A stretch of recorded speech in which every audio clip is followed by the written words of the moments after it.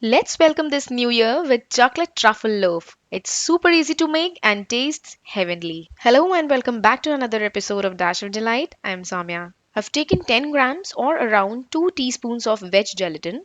It's pale yellow in color and looks like fine sugar. You can also take agar powder instead of this. Now add 3-4 teaspoons of cold water to activate or bloom it. Use only cold water for this step as hot water will make it lumpy. Now keep it aside for around 15 to 20 minutes. Now, in a separate pan, take around 600 ml of milk, let it come to one boil and then simmer the gas. Then add around 125 grams of sugar followed by 25 grams of cocoa powder. Stir it properly. There should be no lumps. To be on a safer side, you can dissolve cocoa powder in 4-5 teaspoons of milk in a cup and then add it into the milk. Now here, see how nicely our gelatin is also soaked and all bloomed up. Add all this activated gelatin into the milk. Now take around 125 grams of dark chocolate. Stir it properly until all the ingredients, especially the dark chocolate, is dissolved completely. Now take a loaf pan and grease it evenly from all the sides with melted butter. Then pour in all the liquid into the pan and wait until it comes down to room temperature. So see, it has completely cooled down. Now keep it into the refrigerator for 2 to 3 hours.